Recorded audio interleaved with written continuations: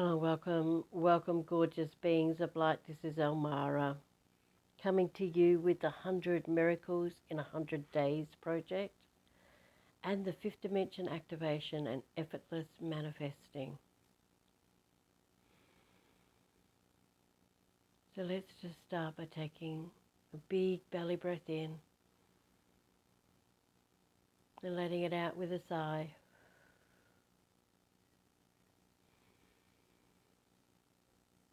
Do this several times. And if you can't do a big breath due to medical reasons, just practice following your breath in and your breath out. It's just a way of training your mind to be still and bringing your awareness within.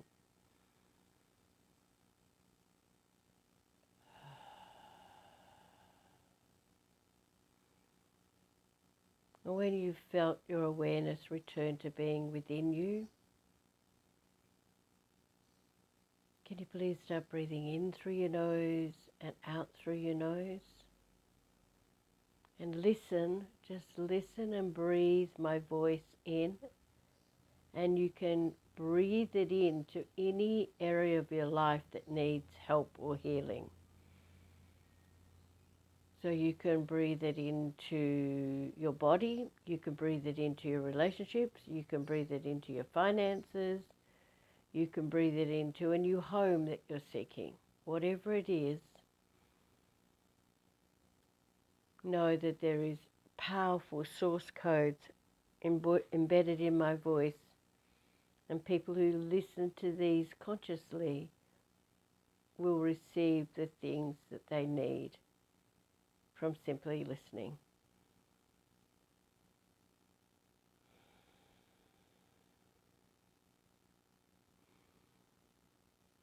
So today we're at Miracle 45, which is the second part of my dad's passing.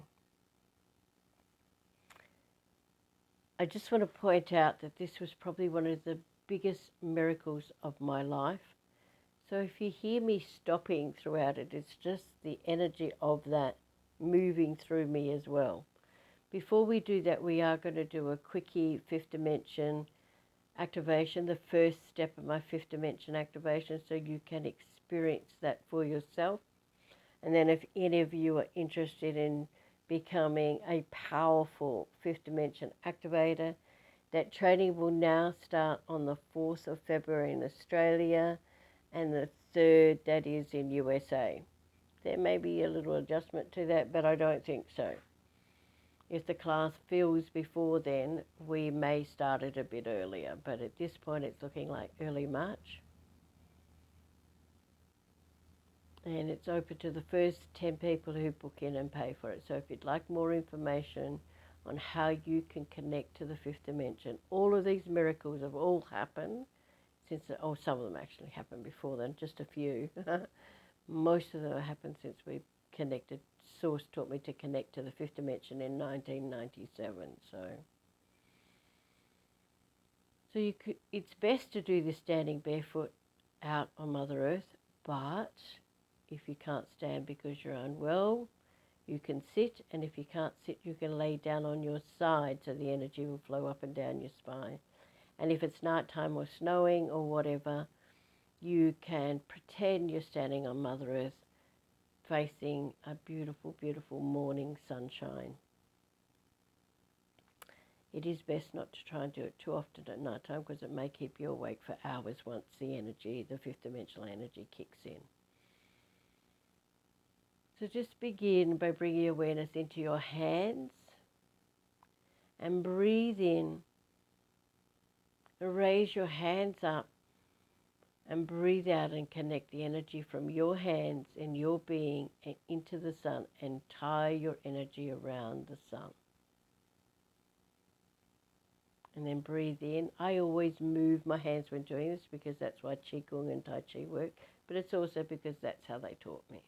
Breathe in and draw that energy from the sun down with your breath in, straight into your crown chakra. Hold it for as long as it's comfortable, and then breathe out through your body,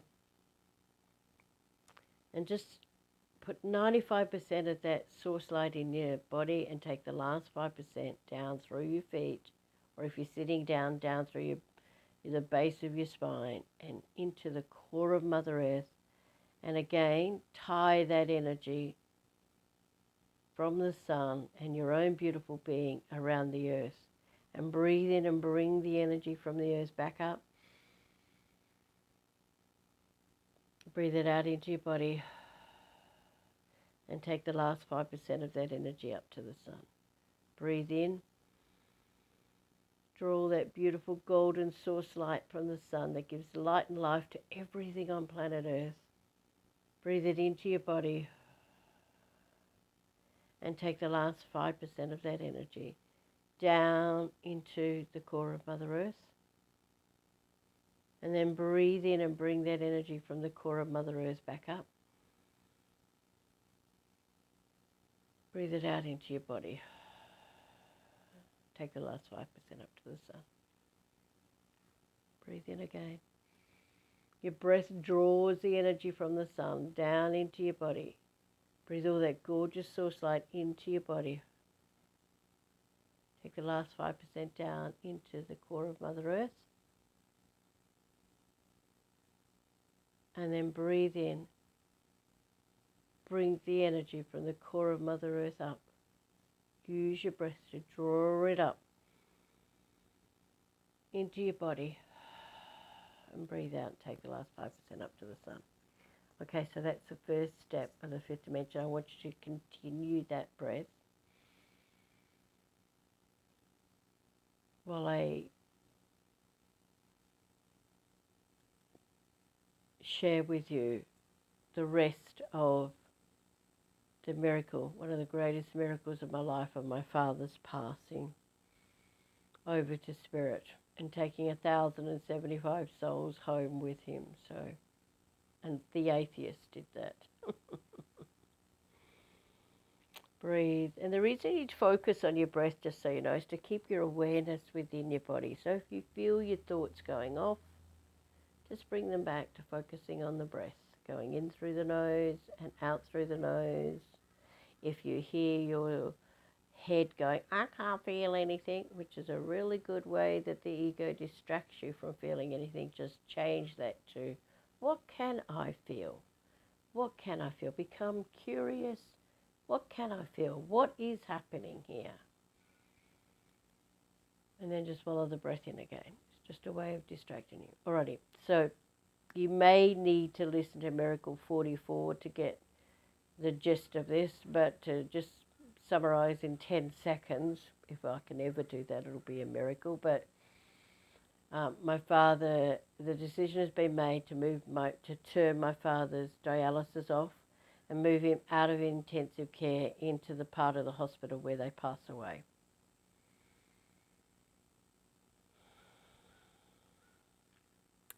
I think that was done on the Sunday. My sister had spent Sunday night with him, and I went back in on the Monday afternoon to be with Dad.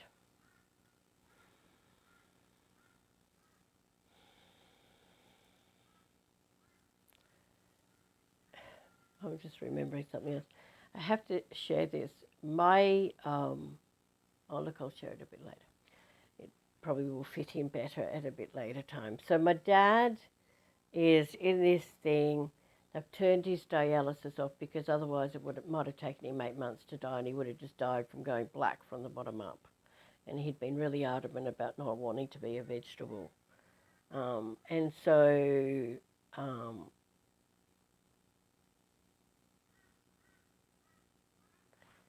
he's just laying there. People aren't coming every hour. They're just coming if they're needed to check on him every few hours or whatever, every 20 minutes or whatever it was. They were coming before. And I'm chatting to Dad. I'm wide awake, chatting to him, just basically saying to him, I could see. So I'd moved my father out of the intense fear he was in of dying into the love that we're all meant to be in. And I learnt then when Source used to always say to me, it doesn't matter if you don't get it to the last second of your life, just so long as you get it, that love is the answer before you cross over. That's the most important thing. And for my father, who was an atheist, he was in intense fear when I arrived up from Brisbane to see him at first. And he was now in love. And because he was in a state of love, I could also sense that he was in a state of feeling guilty about the way that he had treated his family. And I explained to him that guilt was an absolute, and shame was an absolute wasted emotion, because there's nothing you can do about the past. You can only, I just said to him, just make a commitment to yourself now that if you're ever blessed to have a family again, that you treat them with all the love and respect that they deserve. And make that commitment from now on. And that's all that's required, because, yep, you know, you were a bloody big bully, and I didn't have much to do with him. And, you know, he could obviously see that his bullying had caused his children to be the way that they were, even though they're still adults. Most of my family's pretty fucked up, and I would have been too if I hadn't done all of this spiritual work. I also explained to him that my brothers and sisters had the exact same opportunity to grow and change and become all they could be as I did. And that's just their journey that they're going on, and it's not for him, you know, it's not his decision to do that. Every one of us chose to come in and choose you as parents, and every one of us had the same opportunity to grow and become all we can be.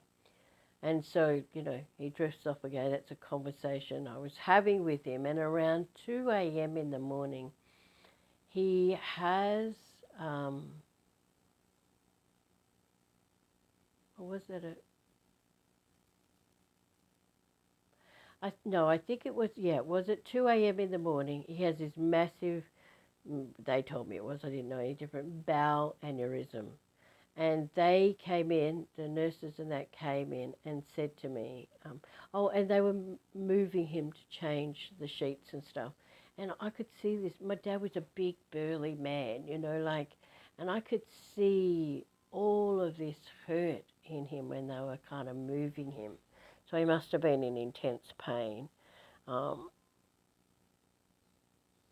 I continued to just send light to him throughout this process. Sorry, I'm hesitating because I can hear angels singing or playing music in the background here. It's quite fascinating. It'd be so lovely to know if it was on the recording. I won't know that until I'm finished. And and the nurses and the doctor said to him, he's going to go through 2 to 5 days of intense pain and then he'll pass away. So after they leave, I begin speaking with him again and saying to him, you can put yourself through 2 to 5 days of intensive pain if you think it's going to, you know, make up for feeling guilty. But my recommendation is just take a breath and go home and ask and sort it out with God. You don't have to listen to them. You can just take a breath when the light comes for you and go home. Oh, sometimes my storytelling gets a bit mixed up.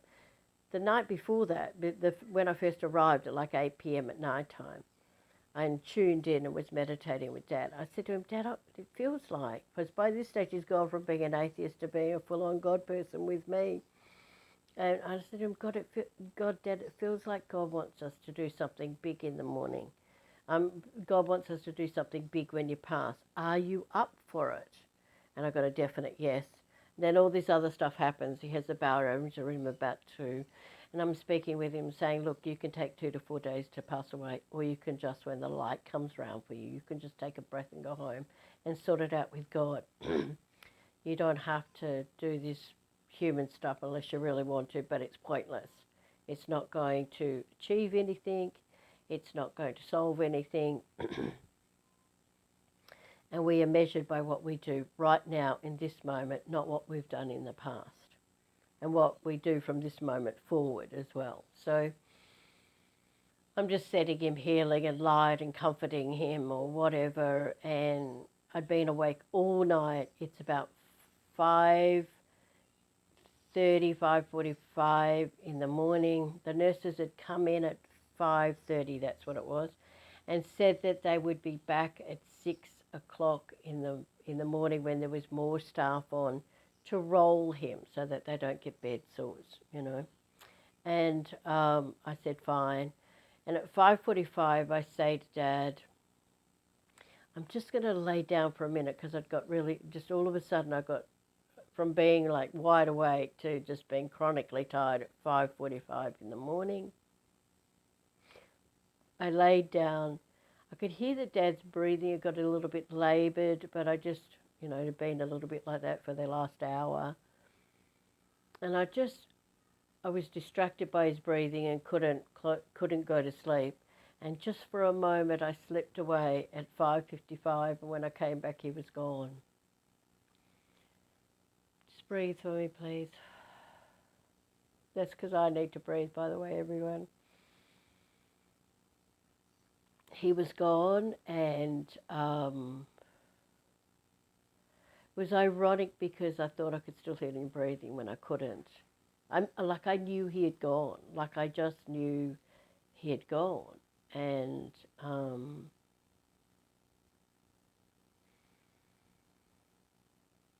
I just knew he'd gone. Anyway, so I went and got the nurses, and they come back in, and they confirmed that he had passed away at 5:55, which is interesting because I was born at 5:55 in the morning. And I just sat with him, contacted family members, waited for them to come and go and say their last goodbyes and go. And once they'd all left about, I don't know, 8:30, 9 o'clock in the morning. Oh, actually, I should have told this early. God, I'm so sorry. It's because it's a big miracle for me. So before the 2 a.m. event, my workplace, which is a major bank here in Australia, and I really would like to name and shame them, but I won't. But it just shows you how stupid corporate companies are. And they had said to me, so I had a flight back to Brisbane booked for like 10 a.m. or might have been, so I could do a shift on Tuesday afternoon, it might have been. 10 a.m. flight booked back to Brisbane. I was told by my work that if he passed away, I could have more time to stay there with him, like bereavement leave.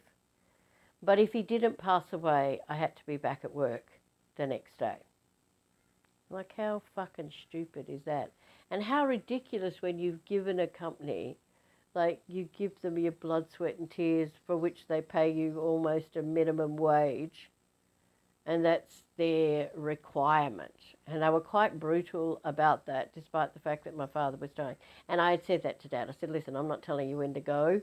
I'm just telling you, if you want me there to help Mum and to help you, if you've not gone by the morning, I have to catch a 10 or 11 o'clock flight back to Brisbane.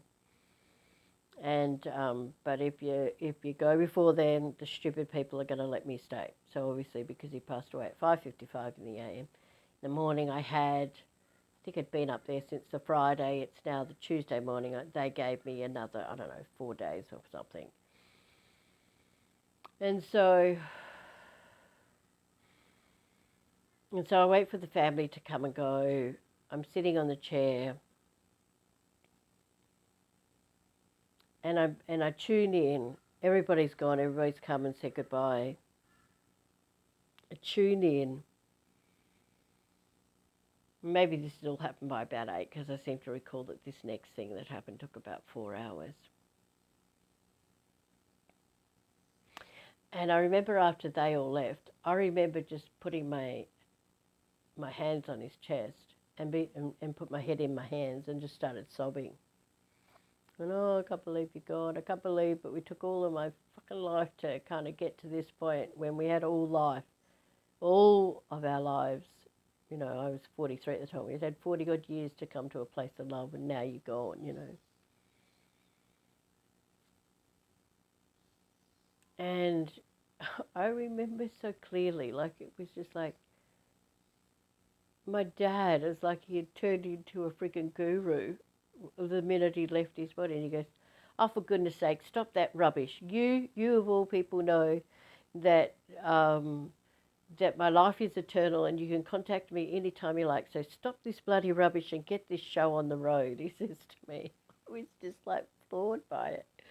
I was just like, my dad had gone from being a God is shit kind of man to, you know, let's get this show on the road. There's some work to do here. And so I tuned in. I placed my hand on his heart, one hand on his heart, my right hand on his heart, the left hand on my heart, calling God. And as I'm tuning in, I'm aware that there's some souls there, like that had filled the room. There was about 40 or 50 souls in the room. And I was just like, what the? And we got to remember, prior to this, I had been a gatekeeper. I'd been a gatekeeper, hanging out in cemeteries for about, I don't know, at that point I would have been hanging out in cemeteries for about 10 years, taking lost souls home. But it was a process that I used to do for each individual soul. And it shows up, and there's like, I don't know, I can't remember if it was 33 or 58 people in the room, spirits in the room. And I went, oh my God, Dad, there's a whole pile of people that want to go home with you. Are you up for this? And he goes, yep, let's get this show on the road. Dad was a big burly kind of farmer, you know. I'm a farmer's daughter, which I'm proud of now in my old age. And so I go, okay, so I go through the process I used to go to return a soul home. And it used to be that I would, do this whole process for one person that would take 2 or 3 minutes. So when we're starting this process, I went, so how many people are here? And there was like 58. And so I start the process. Can the first person step forward that wants to go home with Dad? My father, Terry Anderson, and with my father, Terry Anderson, the first person steps forward. They always say, one of the things I loved about being a gatekeeper and taking lost souls home, they always say either thank you and bow at you or say I love you. And so the first person steps up, says I love you, thank you, and I start going through this rigmarole that I had, this process I had, which took 2 to 3 minutes per person, to take someone home. And while that's going on, I can hear the numbers going 58, 63, 88, 102. I was going, oh. And I got through the first two, and it was like, 191, 244. And I'm going, oh, fuck, I'm going to be here forever. And Spirit just said to me, just drop that. Just drop the story. Just because your dad the gate is open for your dad to return home, you don't have to open it and do all of it. There's nothing required except just call up the number, breathe into your heart, breathe up and take them home to God, breathe out, come back down and collect the next one. So it became probably about four, breath in, 5, breath in, take 5 home, breathe out, come back, collect 6, and they're all just lining up going, I love you, thank you. And the number's still ticking over, like it's still, 380, 424, 530. I was going, oh shit, and I'm just still breathing. But it's so full of light, so full of love, so full of light. It's just like the human part is kind of aside, but it's like watching, going, what the fuck's going on, And it's so beautiful. Death is, we've always been taught, is such a terrible thing, but all these souls are returning home to who they are. And these souls are the ones that get lost because they're told they're going to go to hell. And so when the light comes for them, they don't go. They just don't go, and then they get stuck in the ether until some crazy weirdo like me comes along who can open the gate. And in this case, I didn't have to open the gate because Dad had opened it because of his passing. And so I'm just going, 333, 334, 335, and they're all just big breaths in, And all these people coming up going, I love you, thank you, I love you. We get to about, I can't remember. I should have written this down at the time, but I can't remember now if it was around in the 500s or the 700s. And I hear in the background, is this just a white thing or can anyone join in? And I remember saying to them, I think it's in the 700s now from memory, I don't care if that number's up around 700. I don't care if you're black, white or brindle, which is something my father would always used to say. Just get in the queue if you want to go home to God. So I'm still doing, 101, 500, 561, 562, 563 with the breath, taking each person home. When I'm up at around 900, I can hear it going 1,032, 1,033, 1,032, 1,033, and it was halting backwards and forwards. And I'm thinking, oh, fuck, if it's up there, 1,032, 1,033, 1,032, 1,033. And I'm like, so I'm still going, 788, 789, and I'm kind of telepathically saying 1,032 and 1,033. I made a judgment. I thought they were Christians who couldn't make up their mind whether to get in the queue or not, because at different times when I was a gatekeeper, I used to have different religions really go, oh, she's evil, don't go with her, she'll be sending your soul to hell. And I go, well, but hell doesn't exist, it's just, that's your construct, So anyway, but that's another miracle for another day. But I'm just going, just either and I made the judgment that there must have been Christians who couldn't make up their mind whether to get in it. So I just go 1,032, 1,033. Either if that's where the numbers are now, either get in the queue or get out. And if you don't know what to do, then just call in your higher guidance, your God source self or your higher self, and ask them to help you get in the queue if you want to go home. So I'm still continuing this, and we're still going through the numbers. 981, 982, all of these have got a big breath in between them. 983, 984, 985. All the time I've got one hand on my dad's heart and one on my own heart, and all these people, and I'm sitting alongside of him. I'm on his left-hand side this time, and all the people are queuing up in front of me around his bed and in the room and whatever. All these beings. We get to 1,032, and it's just like, how the breaths were just continuing. They were just like, I was just continuing the breath.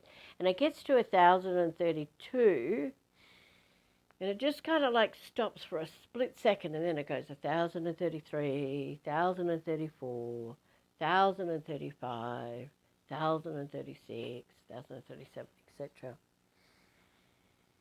Just breathe. I know this is a big story. It was the biggest miracle of my life. Till that point in time. There's been a few other goodies since then. We get to 1,075. I go up with the 1,075 soul, and there's not another soul dragging me back down. And for that split second, it was probably 100th of a second, but it's still to this day, I can tell you this story and feel the presence of God, because I'd taken 1,075 soul, 1,075 home, but there wasn't another being waiting for me to come back down and take home. And the moment was just completely eternal. And even telling you now, I can feel the presence of God filling me up.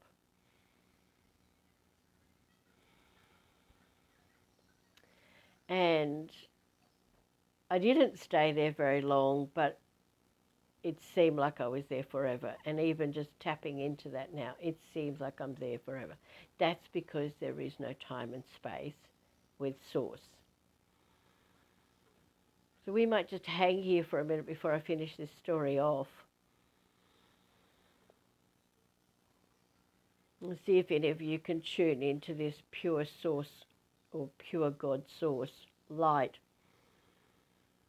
and feel it.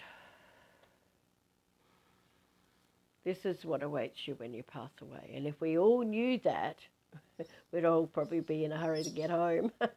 But you would also stop living your life in fear of dying. It has been so fucked up by religion and people who want to control you and control your life. But this source light that you can feel, that's you. That's you underneath all of the bullshit and all of the rules as well. Breathe.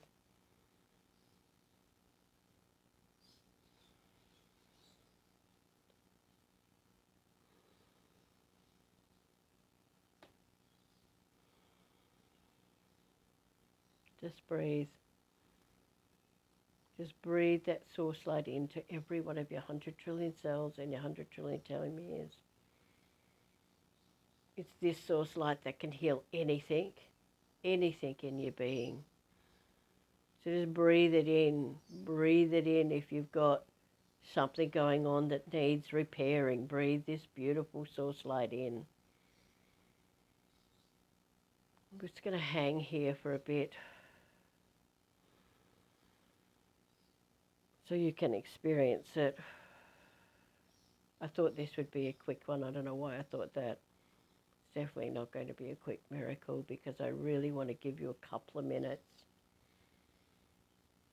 to breathe this source light before I come back and tell the rest of the story myself. You can ask for your miracle here, effortless manifesting, even faster than the ones we've been teaching you.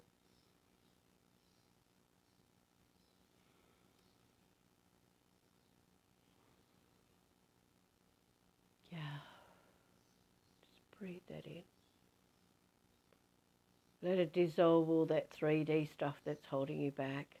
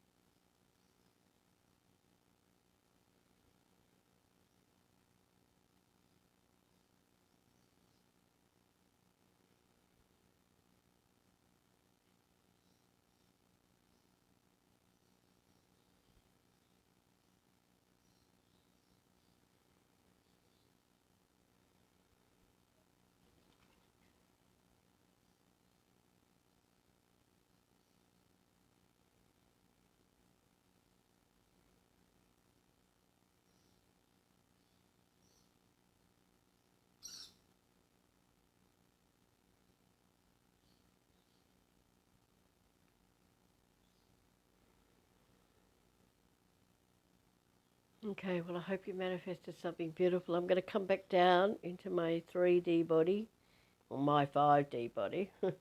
Come back down onto Earth, but and just share a couple of closing thoughts about what happened there. So, after, I think I remember when I came back down, I sang in light language to my dad, and I explained to him, oh, this is light language. He goes, I know. That was one of the funny things that happened after we took all the souls home. And the other thing that happened was that all of those beings from 1033 to 1075 were all new souls that had come in and passed away like at birth or very early on.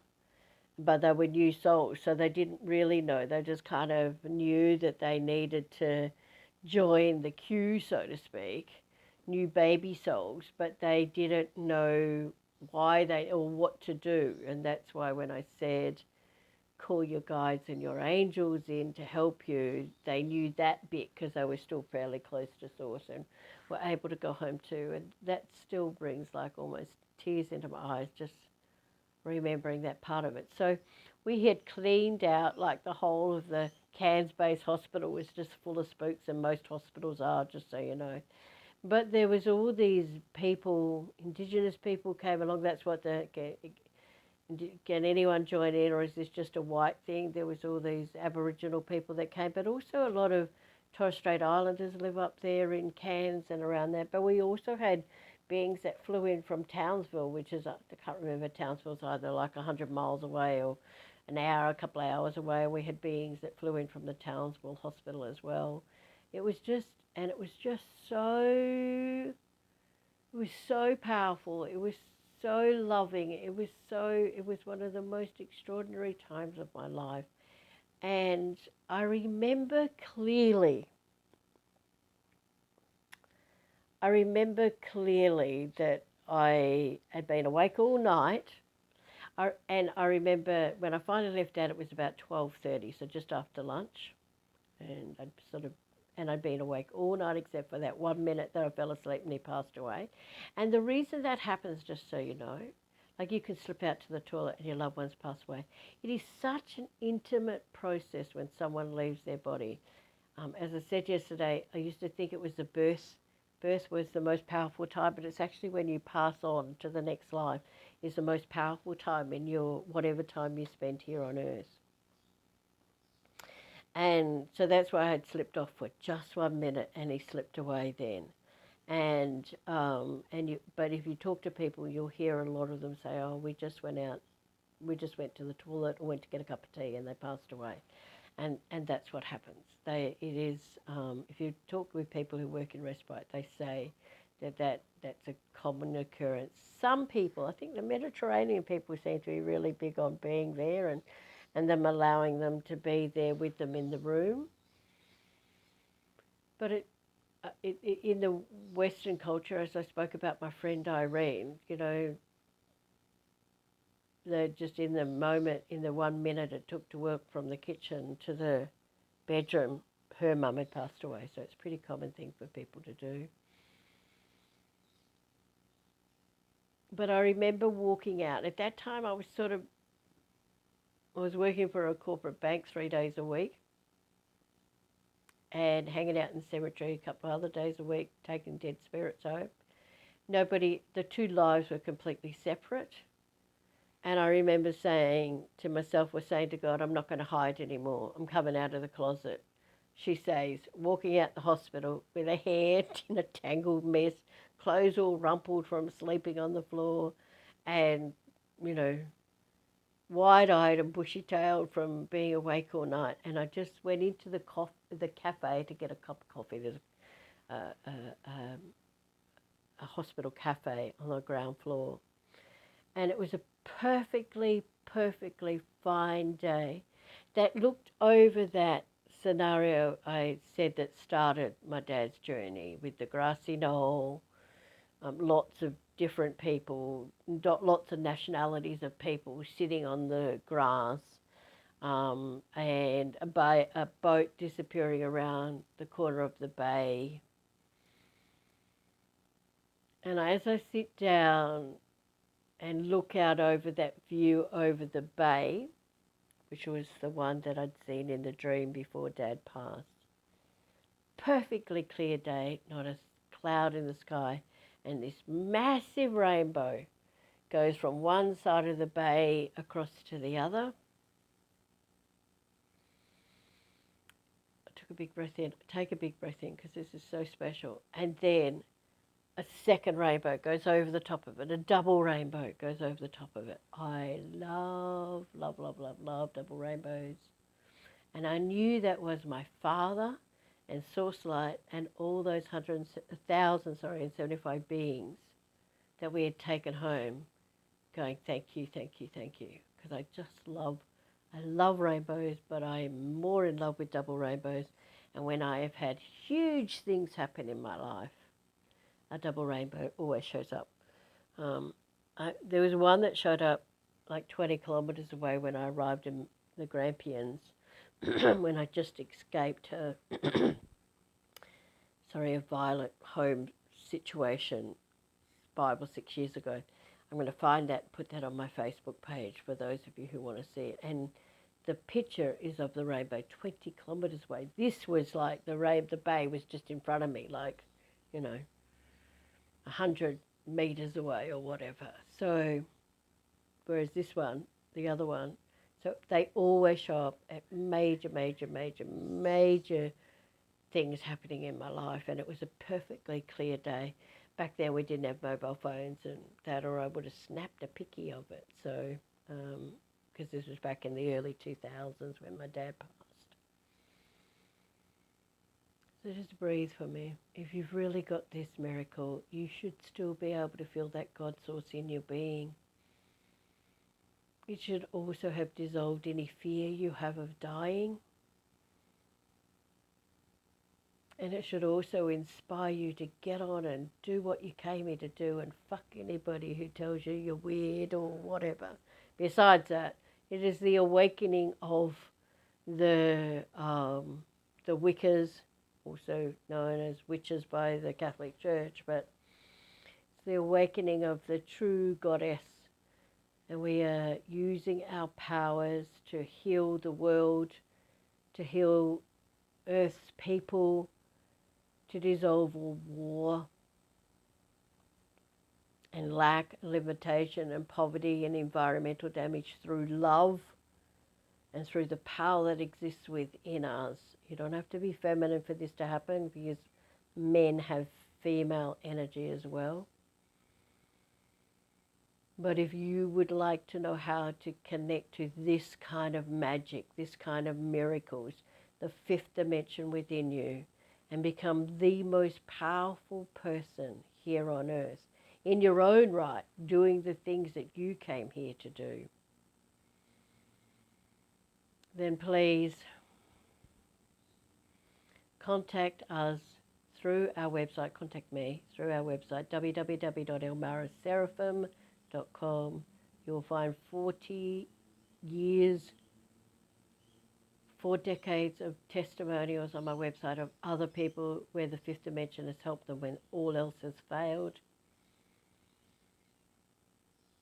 And if you join the very first online course we are doing, it will be starting in February, early February, but you will also save $666, because after this first one, and after it's loaded on as an automatic course, it will cost $2,888 if you join us to become a powerful certified fifth dimension activator.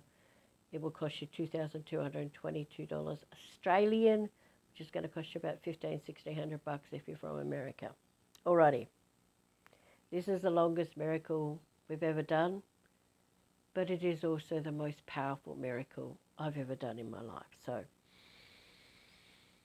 let me just blast you with this pure God source light, which is beyond, this energy is way beyond the fifth dimension. That's why it's so powerful. But you will learn how to be able to connect to the fifth dimension and then be able to connect to this source light within yourself anyway. So, and activate your own unique spiritual gifts, talents and abilities. So breathe.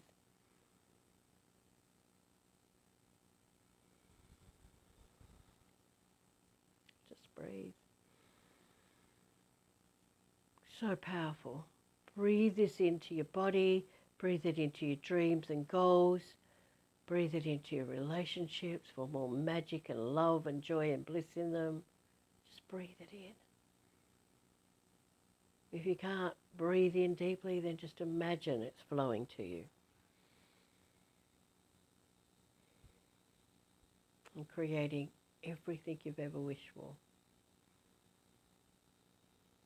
Alrighty. Love, love, love. My deepest love and richest blessings to you all. And bye for now.